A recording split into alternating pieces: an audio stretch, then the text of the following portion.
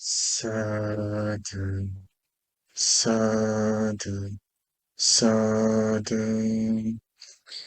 Namo tassa bhagavato arahato samma sambuddhassa. Namo tassa bhagavato arahato samma sambuddhassa. Namo tassa bhagavato arahato samma sambuddhassa. Homage to the Blessed One, the Worthy One, the Supremely Enlightened One. Homage to the Blessed One, the Worthy One, the Supremely Enlightened One. Homage to the Blessed One, the Worthy One, the Supremely Enlightened One. Sadhu, sadhu, sadhu. Okay, friends. Last week we studied about meditation on impermanence and on the feelings. Especially our focus was to study about the feelings. So we did that meditation to know about the feelings, to understand the feelings. There are three basic feelings: pleasant feeling, unpleasant feeling, and neutral feeling. And we did that meditation to be easy to observe our feelings when they arise.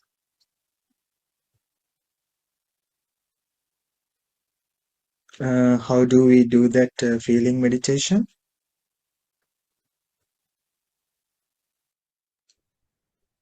We start with the I, Yes, that the I is impermanent. yes. So, and that when the I, because the I arises, changes, and vanishes. And so on to the sides. Sights, yeah, and then Eye consciousness, eye consciousness, and then eye contact. contact, Yeah, and the feelings. yeah. Someone tells us something bad. Let's say, how do we feel about that? Do we feel happy or do we feel sad? We feel sad. We feel unpleasant feeling. How do we do this meditation in such a moment?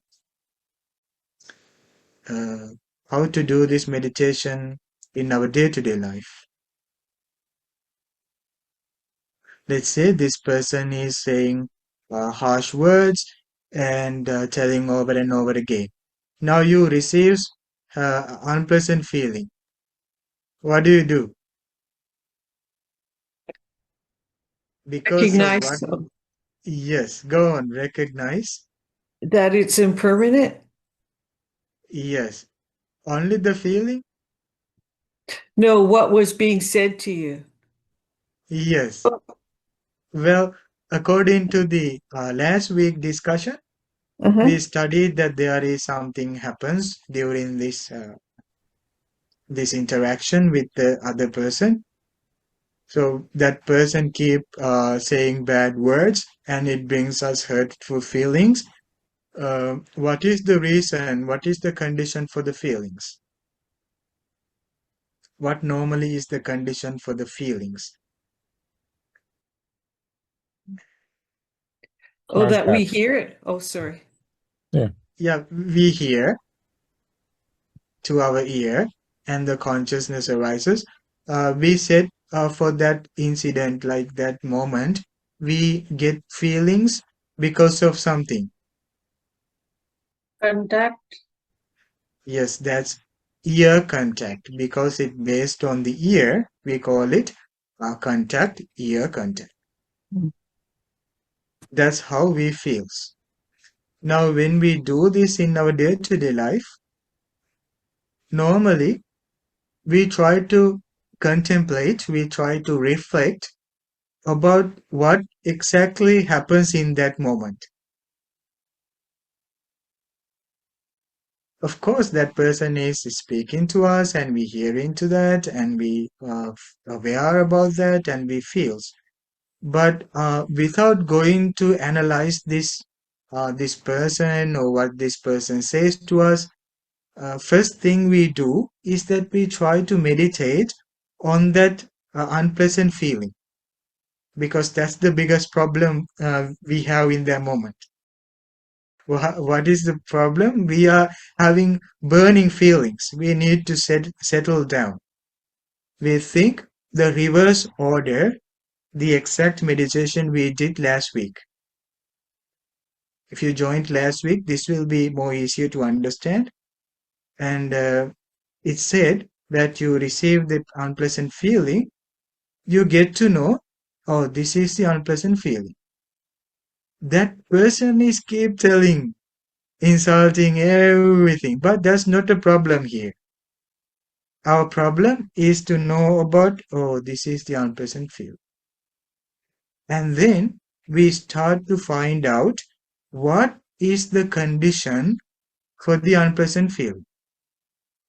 What is the condition? That's the contact. Okay? What has inside the contact? You have your ear, you have the sound, you have the consciousness. Now, you meditate, oh, I receive the unpleasant feeling, and that's because of the contact. And you start to analyze what is the nature of the contact. It is impermanent. Ear is impermanent, sound is impermanent, consciousness is impermanent. You get to know this contact is impermanent. Then you realize, oh, if something is impermanent, these feelings that is arising in me and that I'm getting like the feeling tone of this, that is too is impermanent. You get to know what is happening in you in that moment. Okay, that is our meditation we do in such moments. Then what happens is that even this person tells something and speak harsh words, it won't do much to you to hurt. Why? Because you have seen the things as they are in that situation, in that moment. You know that it is arising because of an impermanent conditions. So that way, this feeling won't last forever. So this is what we expect from the meditation. When we meditate previously, let's say we meditate for a few days, when we meditate that, in the future, this develops such an understanding. Whatever the sounds that you are hearing, you recognize, oh, these feelings that I'm receiving just now is because of the contacts. So the contacts are impermanent. So how come this feeling is permanent? So we won't be hurt by that, whatever the sounds that we hear. That's how we use this meditation in our day-to-day life. Okay? Does that make sense? But how can we do that practice in that moment? Can we do it? What do you think? So if we're mindful, Yeah. we should be able to do it if we practice this meditation and Yes. a situation like that arises. Yeah. We already know from the meditation, and if we're Yeah. mindful while we're in that exchange, we Yes. understand immediately that it's impermanent. Yeah, that's my point. Yeah, that's Yeah. what I'm trying to share. Like in that situation, in that moment, that is the process which is going on, and that's how we feel. But if we don't have this understanding, what happens? We become a prey to the sound that we receive. We don't see it as it is. We normally try to see it as me, myself, that I'm suffering and this person is bringing me suffering and pain. As long as we don't see this. So even right after this problem, like let's say that someone is like saying something that hurtful, even after that moment, we go to some place which is peaceful. We sit down and we try to understand what really happened in that moment. What happened was that I received the unpleasant feeling, and it was because of the contact. But that contact, do we have that in that moment when we sit down? No, it was gone. That contact was gone. So that I don't have that painful feeling anymore. I don't have it anymore. So it's gone. It said that as long as the contact arises, the feelings arises. As long as the contact lasts, so the feeling lasts. It's not under our control. Um, the same way with the other things, like when we see something, we get a kind of, let's say, we get a kind of a feeling of sadness by seeing something. Let's say two people are fighting and we feel, how do we feel? We feel sad for why these two are quarreling and fighting. So we see through our eyes. So that's a sight. Okay? So we see through our eye and we become aware about that. So that is called the contact. And the contact develops into the feeling. So I felt the sad feeling, the unpleasant feeling because of contact. So we try to go through these, like my eye is impermanent, this sight that I'm seeing impermanent, condition is impermanent, contact is impermanent. So then we get to know the real nature of the sad feeling, the unpleasant feeling that I'm getting in this moment. Our focus mostly is to the contact. So that's how we get to control, like to understand the feeling. It's said that in Satipaṭṭhāna Sutta, when you focus to the feelings, to see the feelings as it is, when you try to understand the feelings, what you will see in the feeling is just the conditions that it has. It's said that it is the context that this person sees. This person always experiences, oh, there are like contexts these feelings are coming to me because of the context that I feel. Let's say that there is a painful feeling with something like pain in your body. How do you apply this meditation?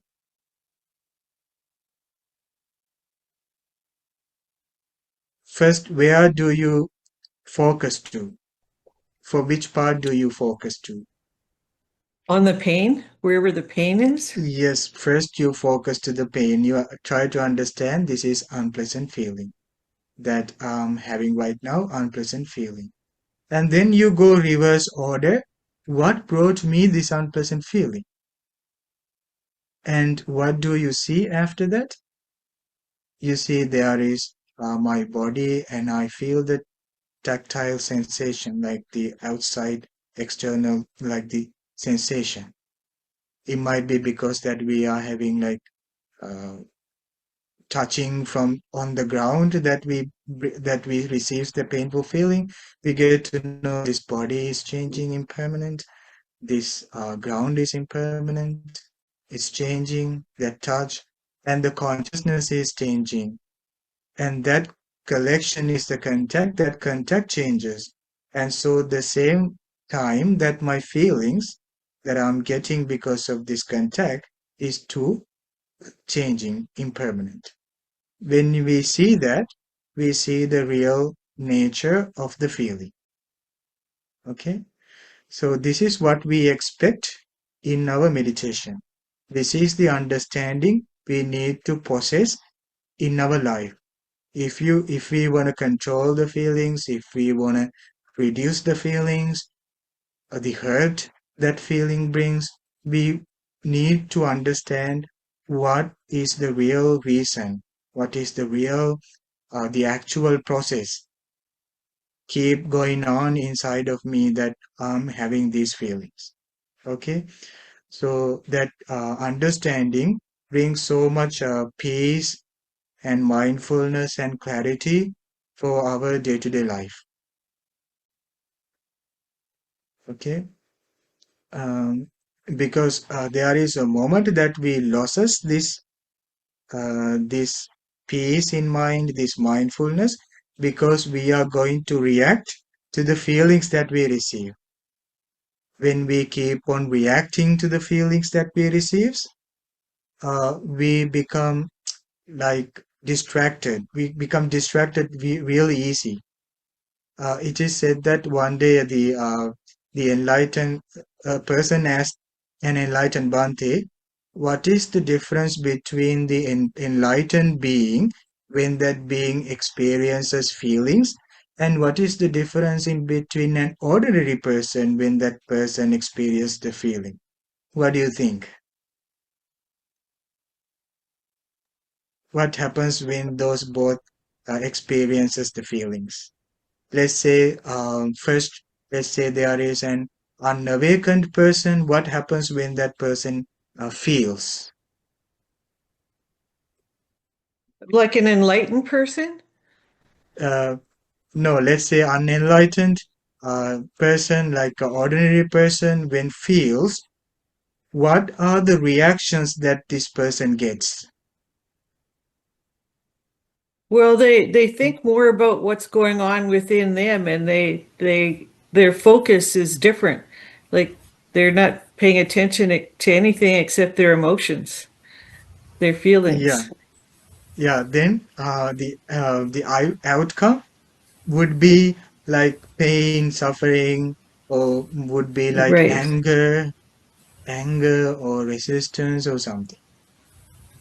When it comes to having a food, let's say having a food, what would be the reaction to the normal person when that person like taste the food?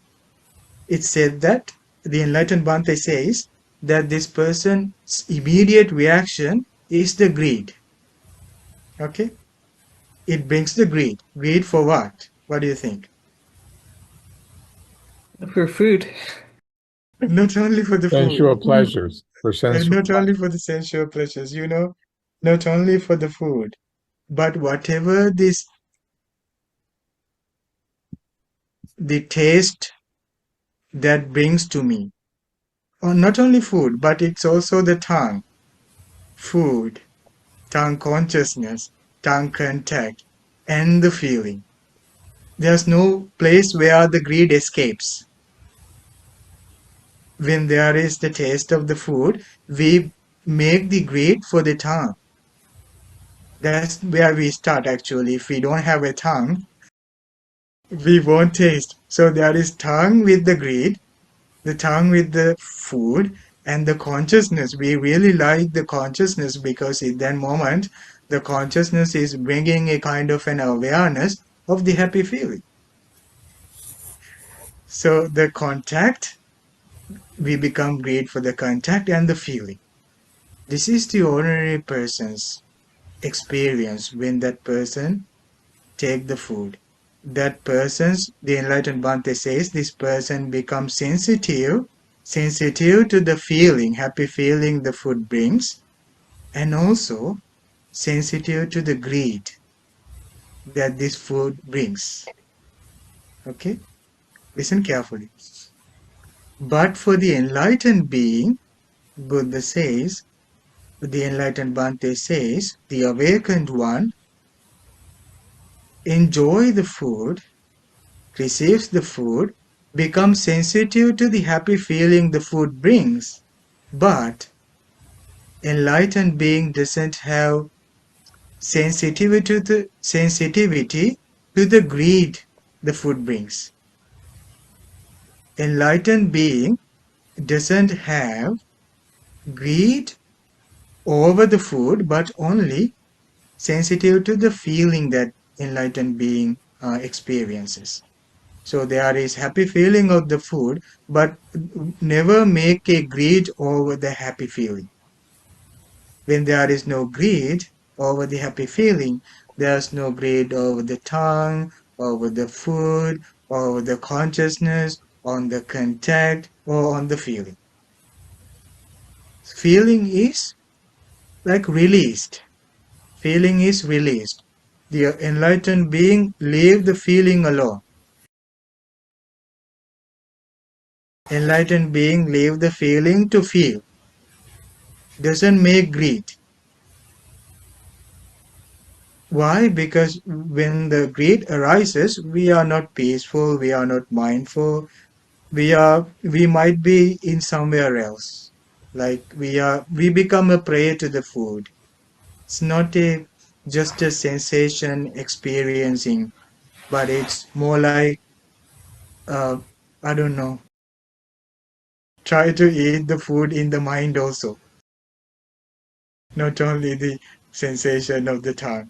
So we are kind of like trying to lost in the feelings. But yeah, so whatever the food this enlightened being consumes brings so much joy and happiness, but it's not struggling with any kind of like resistance or greed. When it comes to the first example that we studied, when someone like criticizing, enlightened, no ordinary person become sensitive to the sound, sensitive to the unpleasant feeling, and also sensitive to the anger. The ordinary person, when that person receives a kind of an unpleasant sound, this ordinary person becomes sensitive to the unpleasant feeling and also to the anger.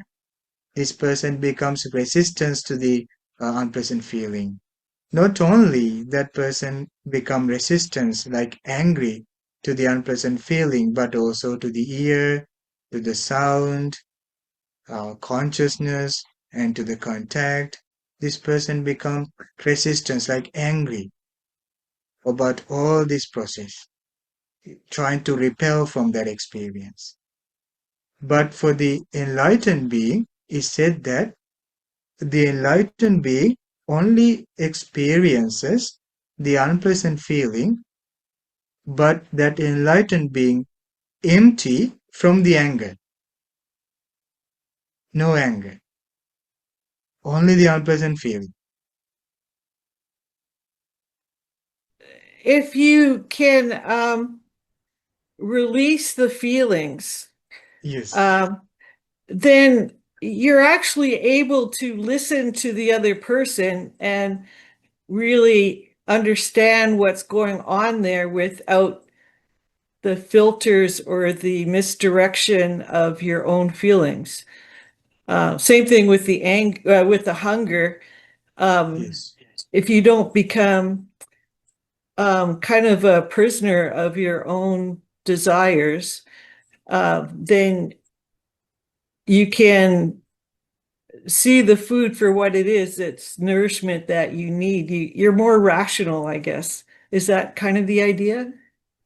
Yeah, if you leave alone that feeling when it enters to you and when you experiences it as it is, um, yeah, you get wide scope. You get to see more information about that feeling. Right. But that's not what happens. Immediately we get a kind of a reaction to these feelings we experiences, and that's where that we easily get lost.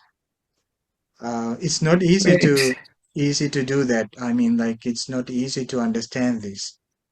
Um, yeah, there is a reason why that we don't like why we get angry to the sad feeling is because that we don't see the feeling as it is. Anger is unnecessary. Anger is unnecessary to make choices. Anger is unnecessary to make decisions.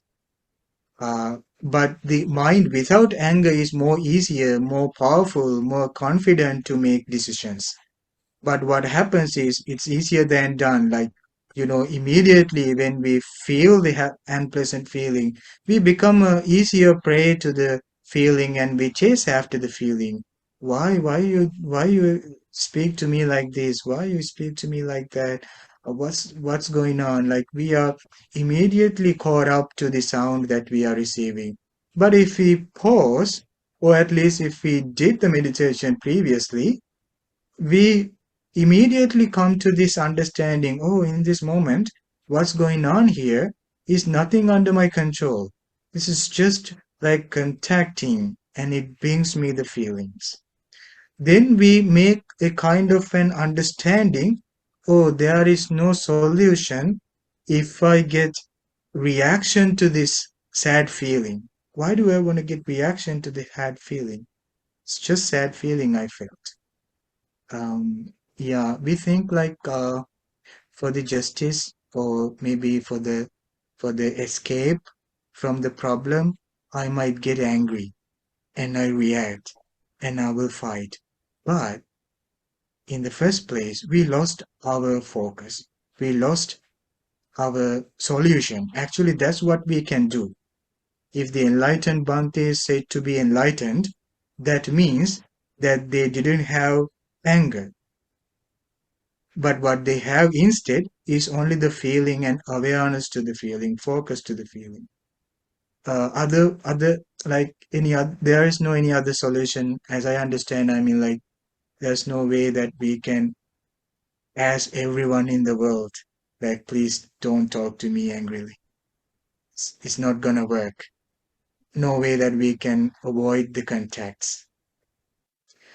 Um, yeah, so the sad feeling is to be recognized and focused and understand. So that sad feeling remains like that, and we don't make any reactions to that. So, as I said, it's not easier to do without meditating. So, when we meditate, when we try to understand this process, it will make us more and more uh, knowledgeable in such moments. Sometimes I remember in some commentaries, like stories, it says that I remember a story about an elder monk and a junior monk. So the elder monk says, when you eat the food, don't burn your tongue.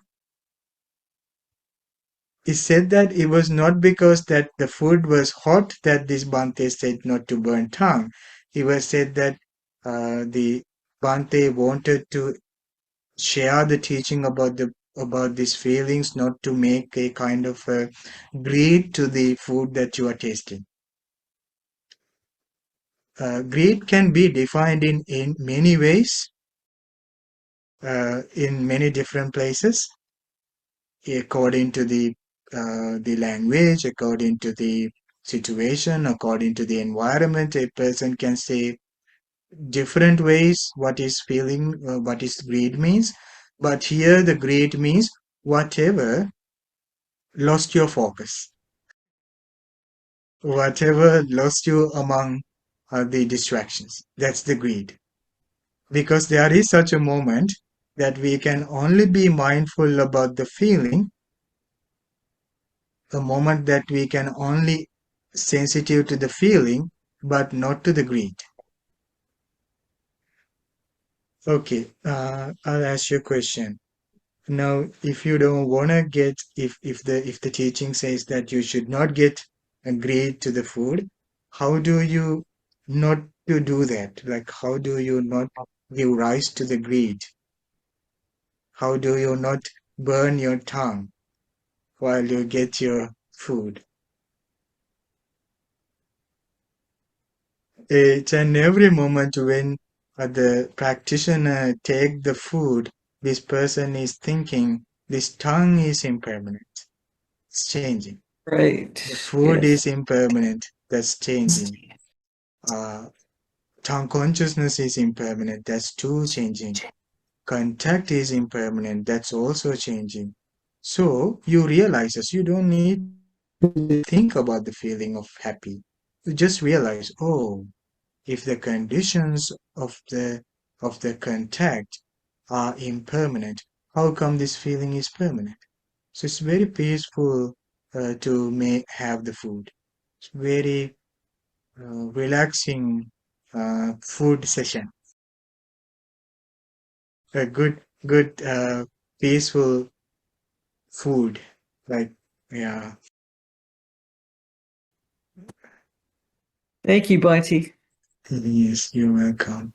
When sometimes there are times like with the mind that we get sometimes like fearful thoughts, when we think about the future, sometimes it brings like anxieties. How do we think? Let's say there is sad feeling, the unpleasant feeling. Now we try to see this anxiety as an external object and we see it as an idea and we think the mind now I have the unpleasant feeling because that I remembers this. So we try to unravel what's going on here. Then we try to think, oh, I have unpleasant feeling because of the contact. What is the mind contact? Can somebody tell me what are the um, like components in the mind contact? Just the same way the eye. Don't scare. Mind, thoughts, Mind, and mind consciousness. Bhante. mind, thoughts, mind consciousness. That is the mind contact. And you try to think, oh, this mind is changing really fast. The thought is changing really fast. So the consciousness arises here. So that too changes. So this contact is changes. So whatever the unpleasant feeling that I'm experiencing just now is also changes. You leave the anxiety to be alone. You don't react to the anxiety. It remembers over and over again as a thought. So you become sensitive to the unpleasant feeling, but you don't become sensitive to its reaction. Very hard point. It's very hard to understand this.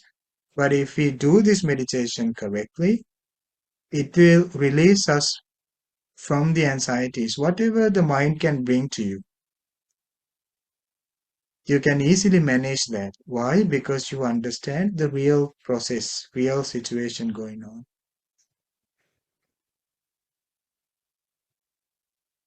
But without this kind of an understanding, it's really hard to manage thoughts, face to others' criticism, to to see the sights, to eat the food.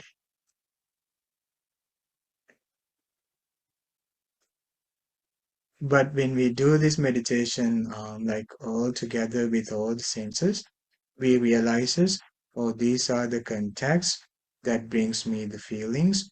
So the contacts are impermanent, so the feelings are impermanent. What I wanted to share you today is the practical way of doing this meditation. We do starting from the feelings. First, we try to focus to the feeling, and then we try to get to know that there is this feeling, and we go reverse order. What is the reason why that I'm having this feeling? It's because of the contact. And when we go into the contact, we try to investigate what the contact has. Then we understand these are impermanent things. So then we can easily manage the feeling. Uh, we can't see anything here in any of the contacts that are permanent things. Tell me, you can think and let me know if there is something in the contact which is permanent. What do you think? Can you find something permanent in the contact? Don't say because that I'm just asking. Try to go through that. Try to think. Sometimes even these teachings are like classified into a pattern of thinking, but in the vipassana means insight meditation, doesn't have such a like a strict like a pattern. You just ask yourself. You go under a tree or to a peaceful place, you close your eyes and you ask yourself, what am I having right now? Then don't worry, there can be whatever a feeling in your mind. Do I have sadness? Do I have happiness? Let's say you have an sadness. Then you ask the second question from you. What is the sadness that I'm having? Then you realize, oh, this is because of this situation. Then you ask again a question. What really is the condition for this sad feeling that I'm having right now?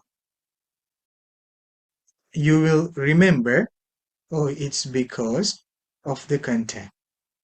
Then you ask the next question, what is the contact? Then you get to know the contact means when I had ear, when there are sounds, when there are consciousness, that is how that I have the contact. Then you ask, is this contact, is this, let's say ear contact, is this ear is permanent? Then you realize, oh, this is not permanent. Is that sound that I'm heard, is that permanent? Then you realize it's not permanent, it's impermanent. Then you ask, is that consciousness, the awareness permanent? Then you realize, no, consciousness is not permanent. Then you understand, oh, then the contact is impermanent. So why do I want to take this sadness and walk around all over the place? No need. No need. Just calming down.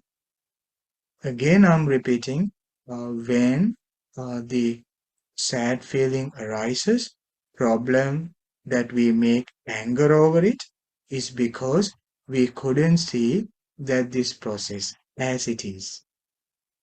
We try to see the sad feeling as permanent, as solid, as forever. There will never be an escape. There will never be an exit. I'm going to suffer. So there is no way that I can go away from this. That's because we don't see its conditions.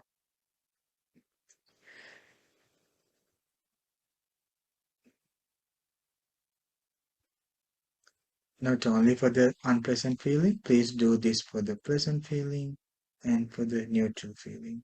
The one who do this become a very powerful person, easy to manage their anger, very kind person, very loving, kindful person. This person becomes easily content person. This person becomes fearless person, very kind, very endearing to others, and a very happy person. If a person do this, they become very like happy, generous, and good, and for caring others. So that's how we understand that this impermanence works in that person. If a person has impermanence understanding, that person is very happy. That person is very powerful. Especially that person is very loving, kindful. That person is unconditionally loved to all the beings in the world.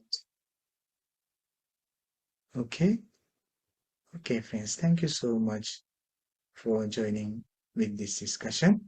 Sadhu, sadhu, sadhu.